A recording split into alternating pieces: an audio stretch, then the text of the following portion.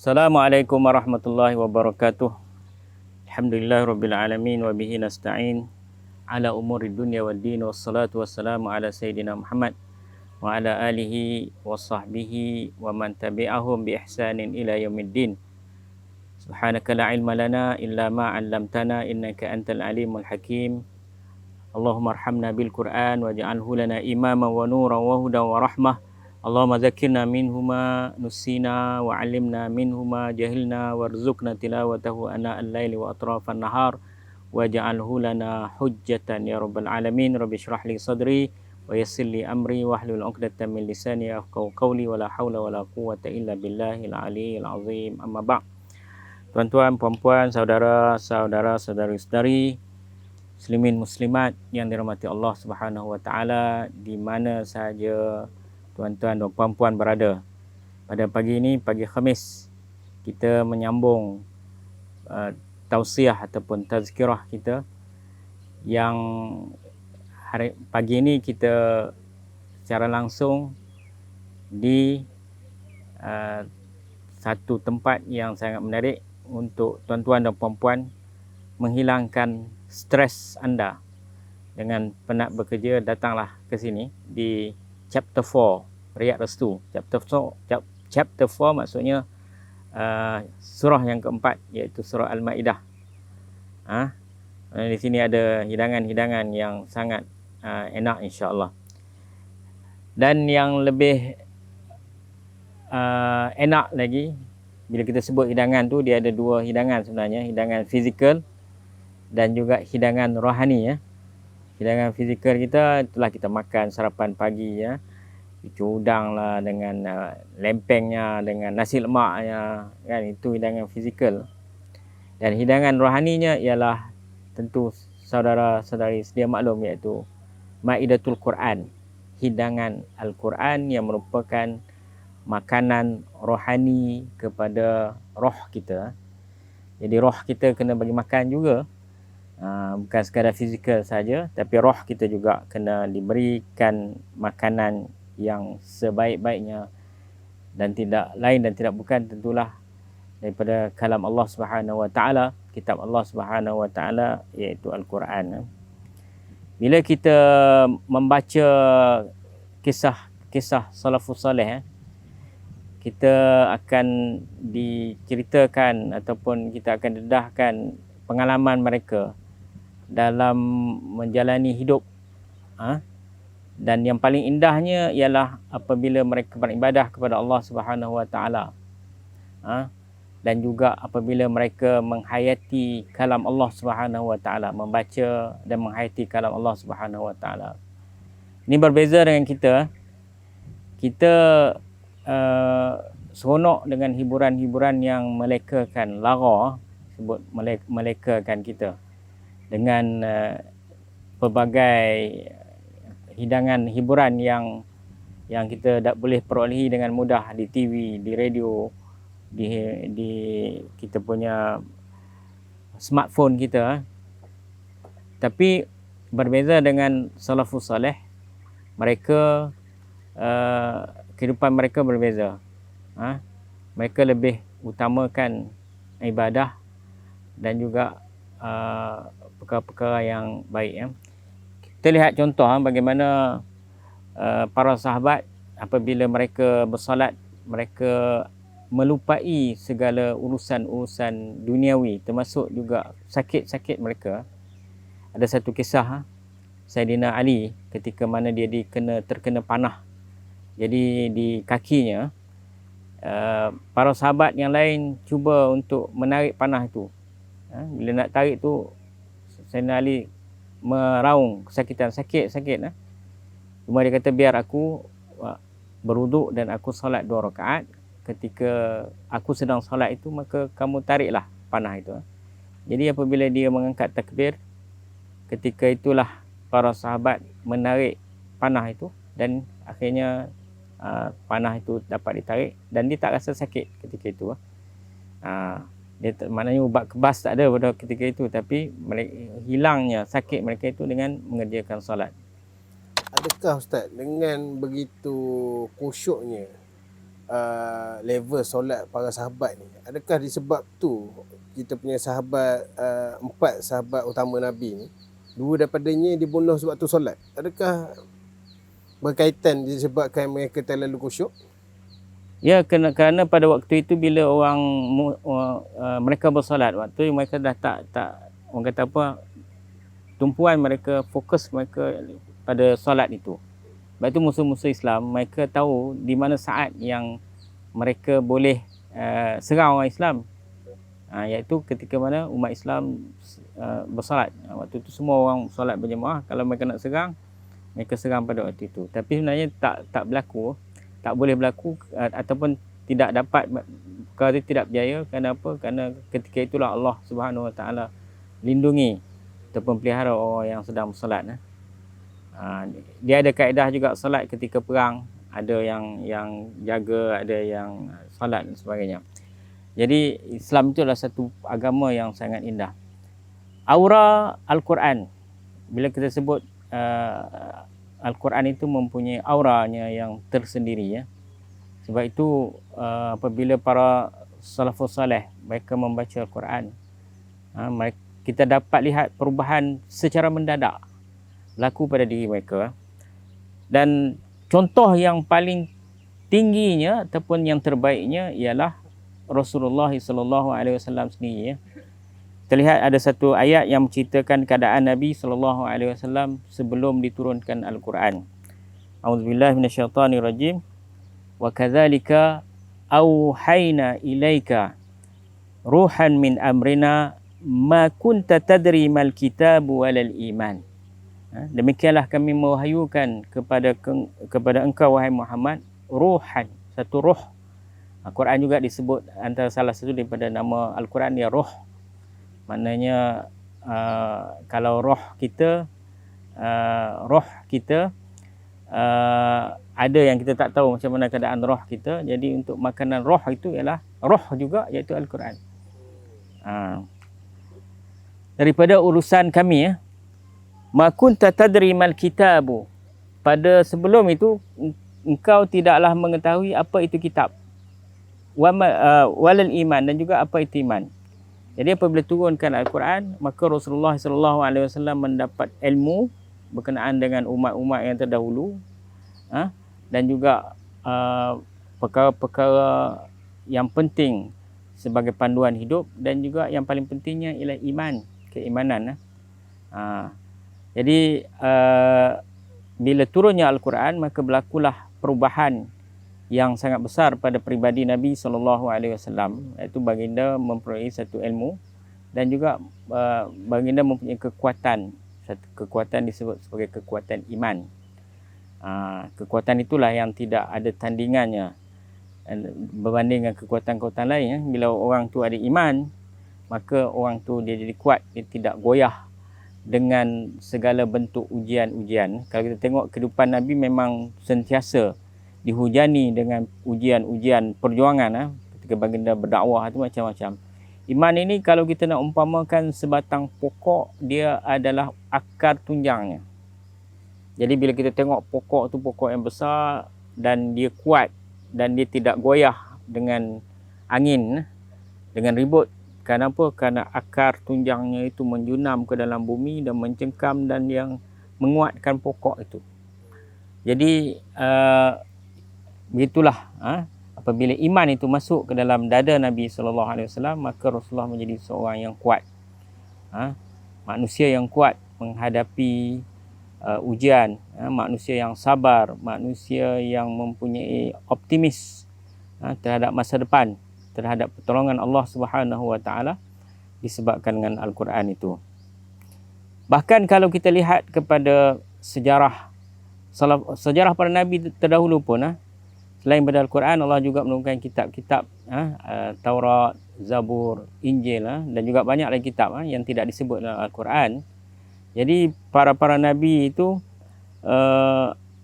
apabila turun kepada mereka Al-Quran, turun pada mereka kalam Allah berupa kitab-kitab dahulu, mereka akan menjadi manusia yang tawaduk dan mereka tunduk, menyerah diri kepada Allah Subhanahu Wa Taala, sujud kepada Allah Subhanahu Wa Taala.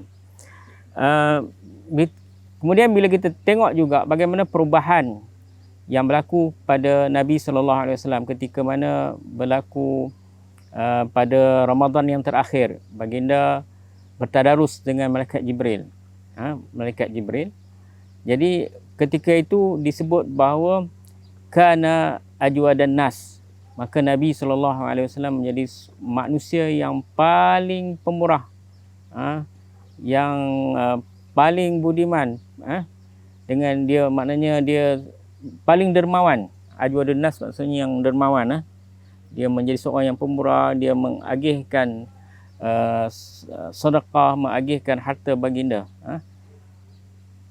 Disebut lebih laju daripada angin yang bertiup kencang. Rasulullah dapat je, Rasulullah agihkan. Maknanya perubahan Al-Quran itu, ketika Al-Quran, baginda membaca Al-Quran, perubahan itu menyebabkan baginda juga memberi kesan kepada jiwa baginda dan membentuk sifat-sifat yang baik kepada baginda, dan baginda melakukan sebanyak kebaikan, orang yang pemurah dengan kebaikan, dengan sedekahnya, dengan makrufat, melakukan pertolongan, membantu orang yang susah, janda-janda dan sebagainya. Itulah perubahan yang ataupun kita kata aura Al-Quran itu. Kemudian kita lihat juga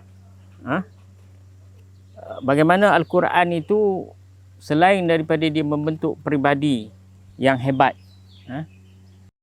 dia bila dibacakan Al-Quran itu dia seakan-akan satu aura. Bila dibaca seakan-akan segala perkara itu terhenti untuk mengagungkan, untuk mendengar bacaan Al-Quran. Ada satu kisah yang berlaku kepada sahabat Saidina Abu Bakar As-Siddiq.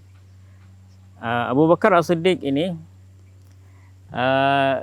ketika sebelum hijrah itu dia sentiasa beribadat. Dia tak beribadat, dia tak solat di tempat-tempat yang terbuka. Dia hanya bersolat di rumahnya, dan di halaman rumah, biasanya rumah Arab tu dia kan ada macam pagar, kemudian di halaman rumah tu dia buat macam musalla kecil. Jadi waktu malam itu, waktu malam dia akan solat malam di situ dan membaca Al-Quran. Membaca Al-Quran sambil menangis. Maknanya Sayyidina Abu Bakar tu bila dia baca Al-Quran, dia tidak dapat menahan air matanya. Tengok lembutnya hati. Bila baca Al-Quran, dia tak dapat menahan air mata, menangis. Kerana kehebatan Quran tu. Jadi apa yang berlaku ialah, yang peliknya berlaku ialah, walaupun Sayyidina Abu Bakar ni bila waktu biasanya dia akan dia pun menerima ujian yang sama seperti mana Rasulullah dicerca oleh orang musyrikin, oleh wanita-wanita, oleh anak-anak, budak-budak Quraisy itu melempar beliau dengan batu dan sebagainya. Tapi bila waktu malam, bila dia membaca Quran di halaman rumah, anak-anak tadi yang pada siangnya itu mencerca, memukul, membaling batu tu, dia mengendap-endap, mengintai-ngintai dan mendengar bacaan Abu Bakar itu. Jadi mereka duduk beratur untuk nak mendengar bacaan Sayyidina Abu Bakar. Hebatnya Al-Quran itu. Hebatnya Quran. Maknanya boleh mendatangkan satu aura yang bila dibaca, orang yang mendengarnya dia akan macam terhenti untuk mendengar bacaan Al-Quran itu. Itu kita lihat sejarah bagaimana kehebatan ataupun rahsia Al-Quran itu. InsyaAllah kita akan sambung lagi pada minggu berikutnya berkenaan dengan jalan-jalan menuju Al-Quranul Karim. InsyaAllah. Saya rasa cukup sekat ini dahulu. Yang baik itu daripada Allah Subhanahu Wa Taala. Qulu qawli hadza astaghfirullah li wa lakum wa lisairil muslimina wal muslimat wal mu'minina wal mu'minat bi rahmatika ya arhamar rahimin. Wassalamualaikum warahmatullahi wabarakatuh.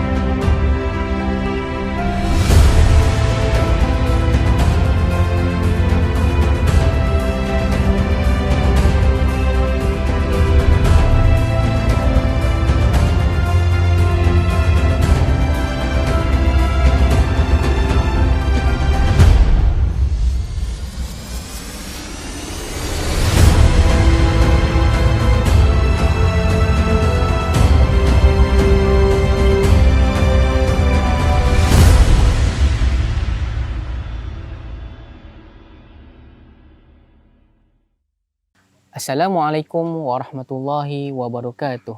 Bismillahirrahmanirrahim. Alhamdulillahirabbil alamin.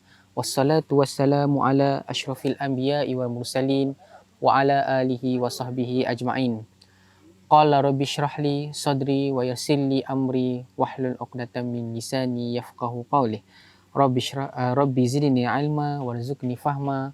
Allahumma yassir wa la tu'assir wa rabbi tamim bi khair. Allahumma yassir wa la tu'assir wa rabbi tamim bi khair. Allahumma yassir wa la tu'assir wa rabbi tamim bi khair. Amma ba'du. Terima kasih kepada penonton yang dihormati sekalian. Mudah-mudahan kita sentiasa beristiqamah dalam Al-Quran, dan terima kasih kepada yang mengikuti yang terus-menerus mengikuti video kita ataupun kelas kita ni. Terima kasih juga kepada sahabat-sahabat kita dari kalau tak silap daripada Brunei, daripada Indonesia, daripada Aceh dan Singapura, dan juga sahabat-sahabat kita di Malaysia yang banyak juga yang komen, yang respon, yang bagi maklum balas, yang bagi pendapat untuk kita manfaatkan dan untuk kita tambah nilai dalam kelas menyalin Al-Quran ni. Okey, sebenarnya sedikit saya nak bagi tahu macam mana kita boleh mula kelas menyalin Al-Quran ni. Sebenarnya kalau ikutkan mula-mula saya diminta untuk buat kelas menyalin Al-Quran ni agak janggal juga, sebabnya saya sebelum ni pun terlibat sepenuhnya menyalin dan tak mengajar. Tapi bila ada pendapat-pendapat yang minta supaya kita publishkan, kita bagi tahu dekat orang aktiviti menyalin ni, antaranya ketika lawatan Syekh Mishari, Syekh Mishari Al-Fasi, masa dia datang ke komplek Nasrul Quran, dia tengok ketika lawatan ni, dia tengok kita punya hasil menyalin Quran, dan dia bercadangkan supaya kalau boleh videokan, disebarkan, direkodkan segala aktiviti menyalin Al-Quran ni. Dan alhamdulillah kita dapat buat, dan kita nak juga komen-komen ataupun kita nak juga pendapat, maklum balas untuk kita tambah baik lagi. Dan sebenarnya aktiviti menyalin Al-Quran ni bukan benda baru. Kita tahu semenjak zaman Rasulullah, ketika Rasulullah wafat, ketika Saidina Abu Bakar dilantik menjadi khalifah, Saidina Abu Bakar memikul dan menerima nasihat ataupun menerima cadangan daripada Saidina Umar untuk kena ada mushaf. So ketika zaman Saidina Abu Bakar dah pun mula menyalin Al-Quran, dan ditambah nilai zaman Saidina Osman, dan selepas tu terus meneruslah sampai zaman Osmaniyah, sampailah Al-Quran tu berkembang dan ditambah nilai, diubah sampailah zaman kita, dan Al-Quran tu sentiasa diubah untuk dipermudahkan. Memang dan kita sekarang ni hanya meneruskan tradisi ataupun membudayakan balik menyalin Al-Quran. Kalau kita kat Malaysia ni mungkin agak baru menyalin Al-Quran, tapi kalau di luar negara, di negara-negara Timur Tengah, di Turki, di Arab Saudi, di Mesir, memang menyalin Al-Quran ni benda biasa.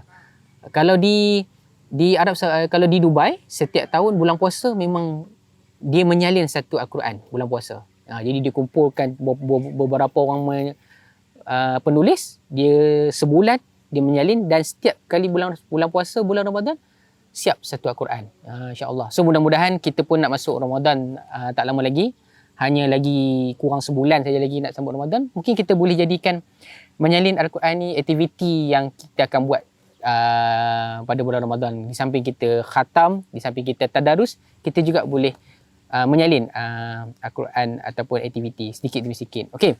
So sebelum kita menyalin, saya akan bagi tips sikit macam mana kita nak sentiasa dengan Al-Quran. Biarlah di umur kita yang dah makin lanjut ni, di umur kita yang sentiasa meningkat. Tak ada orang umur tu dia makin hari makin muda, tak ada. So umur kita sentiasa makin meningkat. Setiap saat tu dia akan menambah, dia tak akan kurang. InsyaAllah sampai masa dia, Allah akan ambil kita balik. Okay, dan tip macam mana kita nak kita nak sentiasa dengan Al-Quran, dan juga kelebihan ataupun fadilat bila kita dekat dengan Al-Quran. Cara dekatkan Al-Quran salah satunya cara kita menyalin. Okey. Kalau penonton yang dirahmati Allah, yang dah ada Quran, yang dah ada musanasah, boleh buka. Kita akan menyalin hari ini muka surat 2 kalau musanasah ni, iaitu surah Yasin ayat yang ke-13. Dan siapa yang nak tulis boleh tulis tip-tip ni untuk nota sebagai penyemangat ataupun sebagai sebagai dia remind kita ataupun sebagai peringatan untuk kita supaya kita sentiasa dengan Al-Quran. Okey, yang pertama macam mana kita nak sentiasa dengan Al-Quran ni ialah kita kena tahu Al-Quran ni menyebabkan hati kita terang dan hati kita lebih tenang bila kita dekat dengan Al-Quran. Okey, yang pertama. Yang kedua, Al-Quran ni sebagai pengubat ataupun sebagai terapi ataupun sebagai syifa kepada lebih-lebih kepada orang-orang yang beriman. Kita pun tahu kan Al-Quran ni diturunkan untuk sebagai penawar. Wa nunazzilu minal Qur'ani ma huwa syifa. Al-Quran diturun tak lain tak bukan adalah untuk sebagai penawar yang menyembuh. Okey. Yang seterusnya tip kenapa kita dekat dengan Al-Quran ialah Al-Quran ni akan menerangi kita di alam kubur nanti. Bila kita baca Al-Quran, bila kita dekat dengan Al-Quran, Al-Quran ni bukan hanya sebagai peneman kita, dia juga akan menerangi, dia juga sebagai cahaya, nur ketika di alam kubur nanti. Okey, yang seterusnya yang kelima, Al-Quran akan menjaga kita dan Al-Quran ni akan menjadi pendinding ataupun Al-Quran ni sebagai orang yang sebagai gap ataupun sebagai penghadang daripada segala macam penyakit. Kita tahulah bila kita dah makin tua, bila kita dah makin berusia, macam-macam penyakit yang ujian yang akan datang kepada kita, dan kita gunakan Al-Quran ni sebagai mukjizat supaya dia dapat dijauhkan, dihindarkan daripada segala penyakit. Okey. Dan antara penyakit-penyakit kita bila dah tua nanti, Al-Quran ni sebagai Al-Quran ni menghindarkan kita daripada penyakit nyanyuk. Memang ada hadis yang mengatakan kalau kita dekat Al-Quran, kita sentiasa Al-Quran, dia dijauhkan daripada penyakit nyanyuk. Na'udzubillah, kita memang minta simpang. Bila kita tua nanti, bila kita berumur nanti, kita dapat sentiasa mengingati dengan Al-Quran. Saya dah pernah cerita dah sebelum ni. Kalau kata boleh tengok video-video yang sebelum ni, saya dah pernah cerita macam mana seorang di Pulau Pinang yang meninggal dunia ketika dia tengah solat tarawih, dan orang tanya dia kenapa dia dimuliakan sampai macam tu, sampai dia meninggal ketika dia solat, ialah antara lain dia tak pernah lekang dengan Al-Quran. Tak pernah lekang dengan Al-Quran. Okey, seterusnya yang terakhir, bila kita baca Al-Quran, bila kita dekat dengan Al-Quran, Al-Quran ni juga sebagai doa untuk anak-anak kita nanti supaya dia mengingati kita.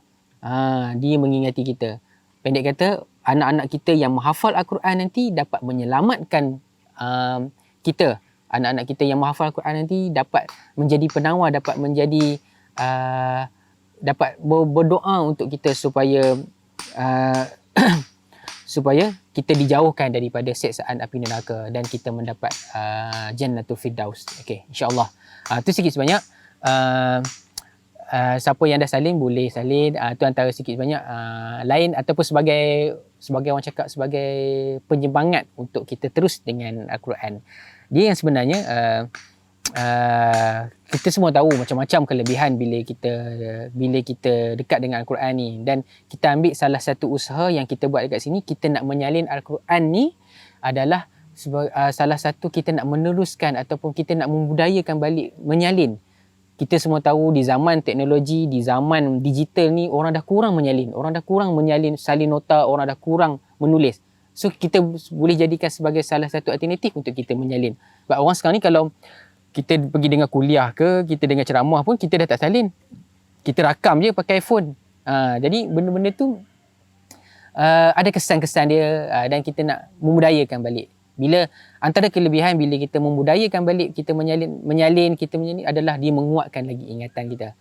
Contoh saya bagi, bila kita salin, kita baca, kita faham maksud dia, insya-Allah mudah-mudahan kita dapat ingat ayat ataupun surah yang kita salin. Pengalaman saya, walaupun saya ni bukan di kalangan orang yang menghafal Quran, tapi alhamdulillah bila terlibat dalam menyalin Al-Quran ni, alhamdulillah dapat ingat surah-surah yang kita buat. Sebab kita salin, kita ulang-ulang baca, kita semak, kita baiki, kita ingat setiap huruf baris tu, dan insya-Allah kita ingat, dan mudah-mudahan kita berkekalan kita boleh ingat. Okey, insya-Allah yang ada Quran boleh tengok, kita akan baca surah Yasin ayat yang ke-13. Jadi sebentar Zul, nak tanya. Jadi kalau penulis khat macam Ustaz Zul ni, Ustaz boleh tak tulis Al-Fatihah tu tanpa tengok Al-Quran? Okey, bagus soalan tu. Okey, dia sebenarnya dalam Al-Quran ni, surah-surah yang kita ingat, kita boleh salin terus, tak ada masalah.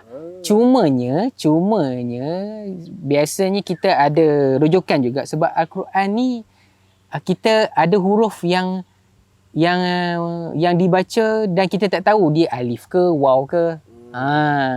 Contoh kalau tadi Muhammad tanya surah Fatihah kan, surah Fatihah kita nak salin, boleh tak kita salin je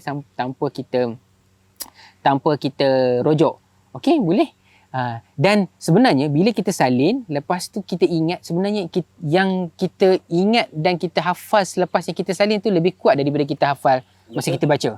Itu saya nampak kelebihan berbanding daripada Hafiz. Bukanlah kata Hafiz tak bagus. Betul. Tapi penulis khat, kehebatan dia setiap tulisan, ejaan pun dia faham, dia ingat. Macam saya, kalau saya salin surah Fatihah, kalau saya tak berujuk, alhamdulillah, insya-Allah saya boleh ingat.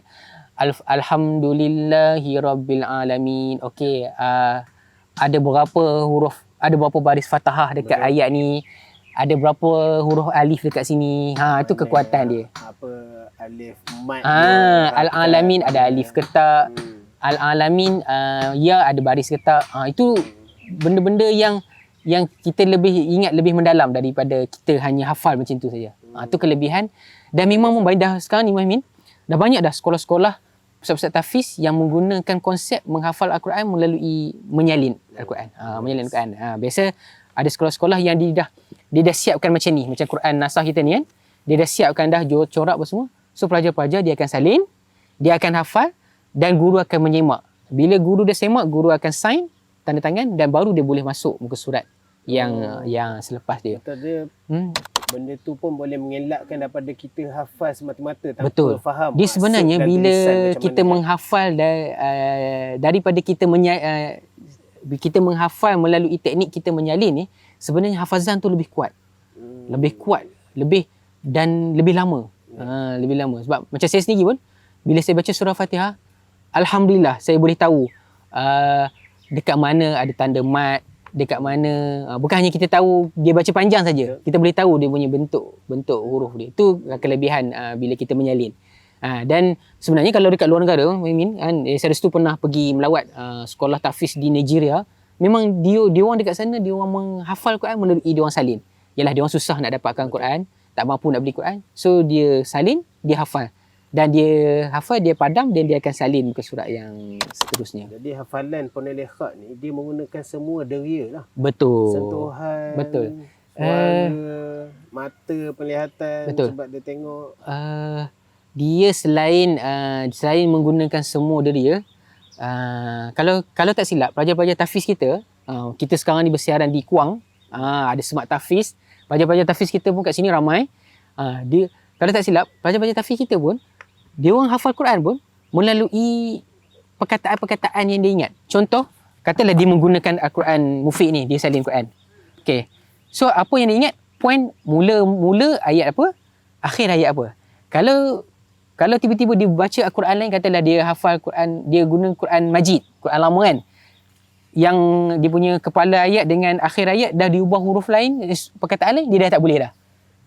So cara dia orang hafal, dia orang akan ingat permulaan, katalah ayat muka surat 442 ni, okey, permulaan dia wama anzalna, dia ingat tu.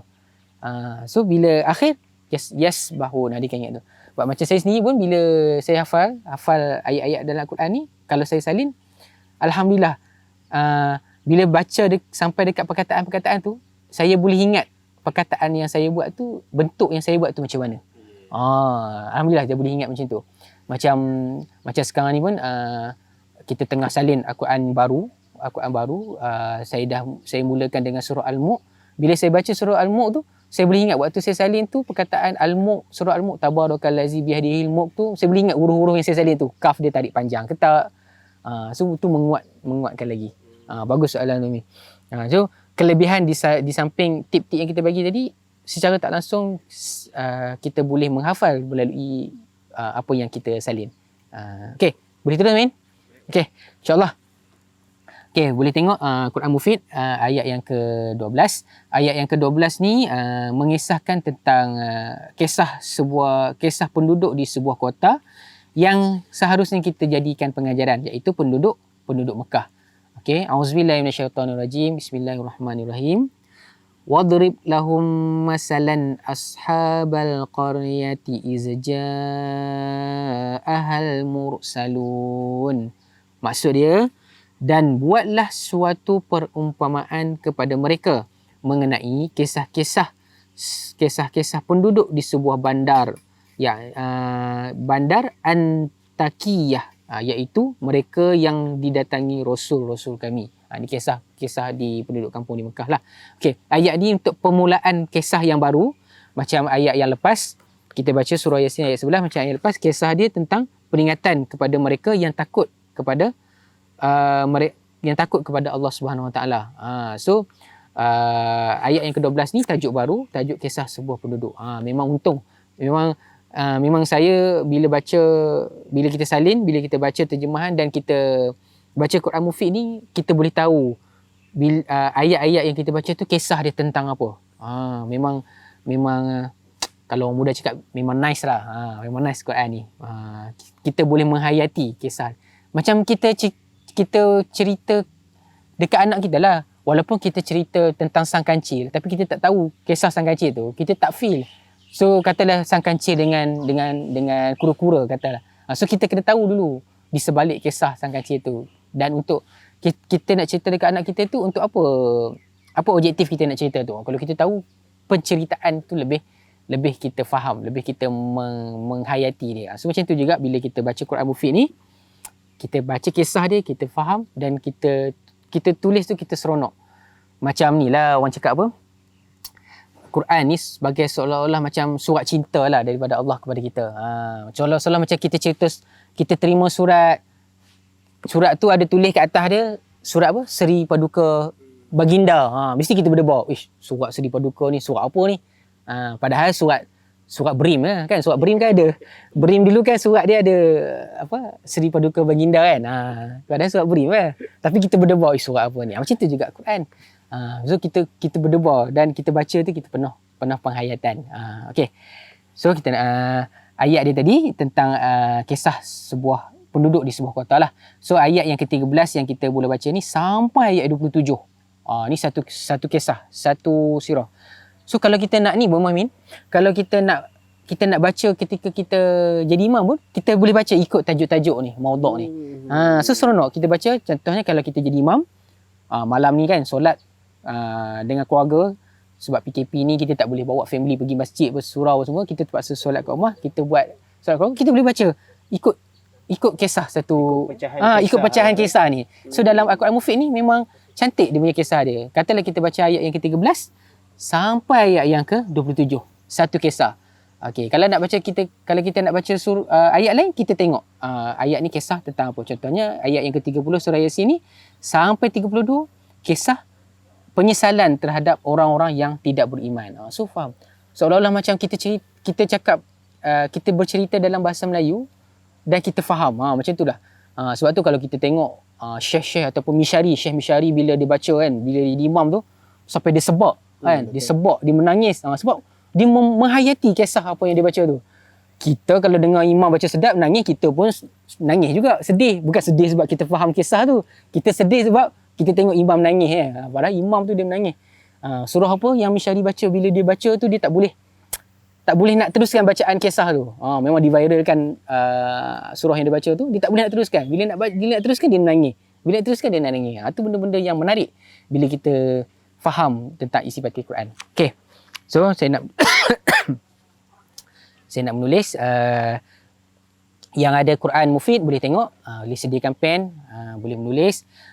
Sambil-sambil tu yang menonton boleh share, boleh like, boleh teruskan dan boleh komen, boleh bagi pendapat, boleh bagi cadangan untuk kita menambah baik lagi kelas ataupun aktiviti menjalin Al-Quran ni. Okey. InsyaAllah boleh tengok. Bismillahirrahmanirrahim. Auzubillahi minasyaitanir rajim. Bismillahirrahmanirrahim. Wadrib lahum. Wadrib ada waw. Okey, cara buat waw dia.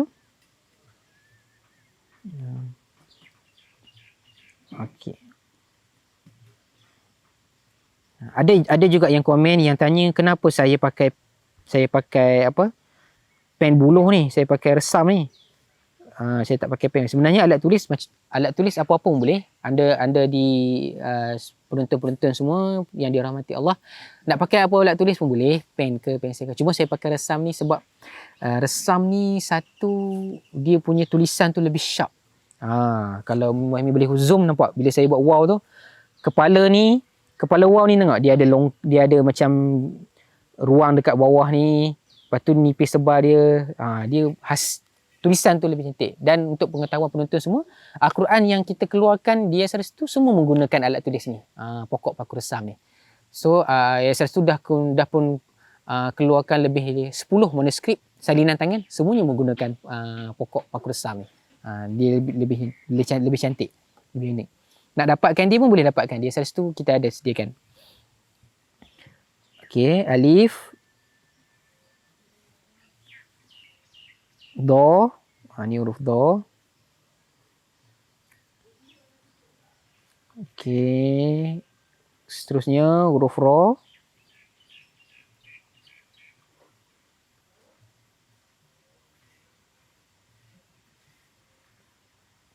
Ro, ba. Okey, waw ada baris atas. Alif ada tanda wasal. To ada baris mati. Ro baris bawah. Ba ada baris mati. Okey, terus lahum. Lam ada kepala dia dekat atas. Tarik bentuk dia sama macam alif. Lepas tu buatkan huruf ha. Ni cara buat ha. Mulakan bahagian bawah ha dulu. Pusing. Okey. Tolak ke bahagian atas pula. Yang ada Quran Nasah, mushaf tulis tu boleh tengok bentuk dia. Cuma nak tengok cara nak buat je macam mana. Quran untuk yang belajar menggunakan mushaf Nasah ni, dia dah ada dia punya outline huruf. Cuma nak mulakan tu macam mana? Nak mulakan permulaan huruf tu, nak mula dari atas dulu ke bawah dulu. Okey. Terus huruf mim. Mim mulakan macam ni. Tutup dekat bawah. Dan buatkan echo huruf mim. Okey. Lam baris atas. Ha baris depan, domah. Mim tak ada baris. Sebab apa tak ada baris? Sebab selepas dia huruf mim yang ada syaddah. Okey, ni mim di depan. Kalau tengok mim di depan dengan mim di akhir ni, bentuk dia tak sama. Dia hampir-hampir sama tapi bentuk dia lain sikit. Mim di depan bentuk dia lebih nampak segitiga je. Kalau mim yang di akhir ni nampak dia macam nak lonjong sikit. Dia lain. Itu uniknya huruf-huruf Arab ni, dia memang berubah-ubah bila dia bersambung ataupun dia di tengah. Okey, terus huruf sa. Lam alif. Ni cara buat lam alif, tarik lam. Pusing. Okey, lukiskan bahagian bawah dia bagi tajam. Dan buatkan alif. Alif ni dia ada kepala bagi nampak tebal. Okey, mim baris atas. Masalah. Sa pun baris atas. Mim ada syaddah. Sa baris atas. Lam alif baris tanwin. Fathatain yang yang selari sebab selepas dia huruf alif dan dibaca tak dengung. Okey. Terus alif, sod,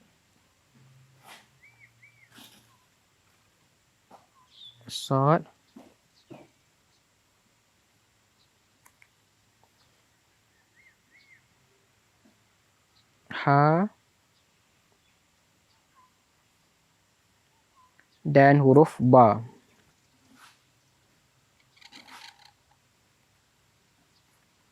Huruf ba.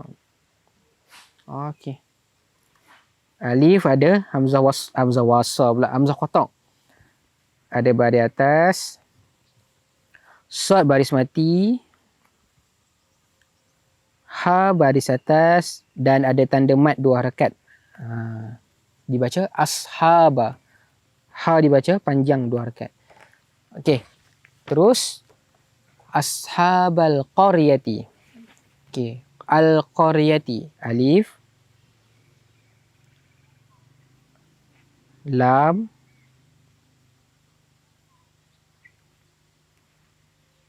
qauf,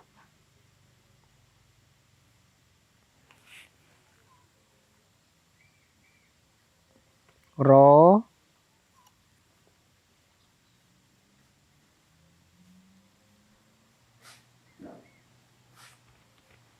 ya, dan ta marbutah.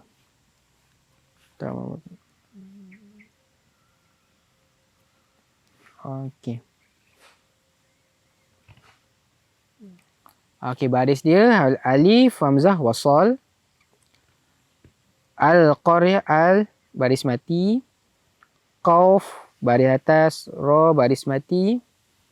Ya baris atas dan ta baris bawah. Al-qaryati. Isja'a. Alif, zal, bukan zai, zal. Dibaca zal, bukan iz. Kalau iz huruf zai.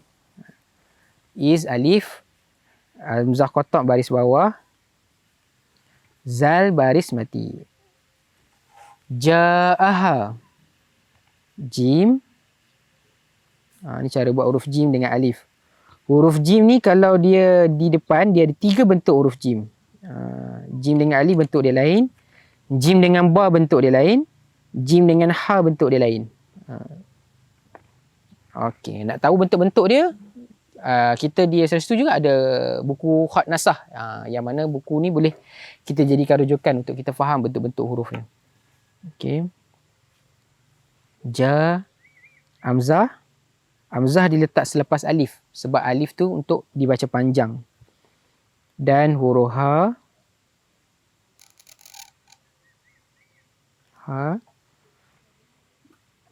dan alif.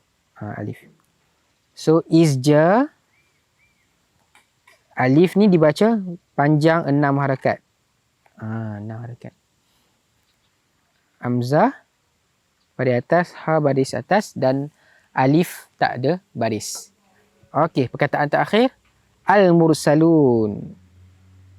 Mursalun, alif, lam, mim,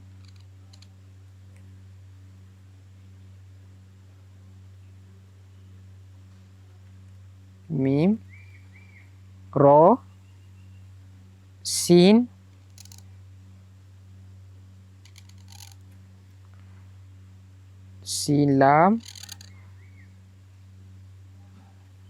lam, waw,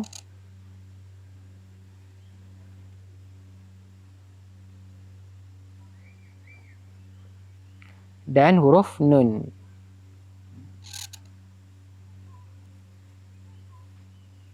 Okey. Terus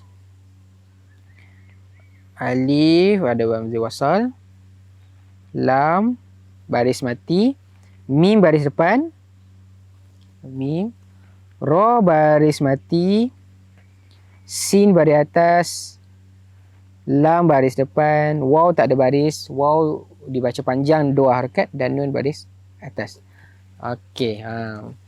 So, inilah bunyi dia, inilah bentuk dia, surah ayat yang ke-12.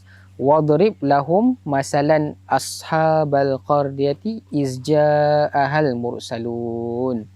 Dan maksud dia dan dan buatlah sesuatu dan buatlah sesuatu perumpamaan kepada mereka mengenai kisah-kisah sebuah penduduk di bandar Antakiyah yang iaitu ketika mereka didatangi rasul-rasul. Okey, itu saja insya-Allah. Mudah-mudahan kita sama-sama salin, kita mengharapkan pahala ataupun kita mengharapkan mukjizat Al-Quran, huruf-huruf dia, dan kita akan sambung lagi pada minggu hadapan ayat yang seterusnya. Mohon maaf salah dan silap. Saya sudahi dengan wabillahi taufik wa hidayah. Wassalamualaikum warahmatullahi wabarakatuh. Bye.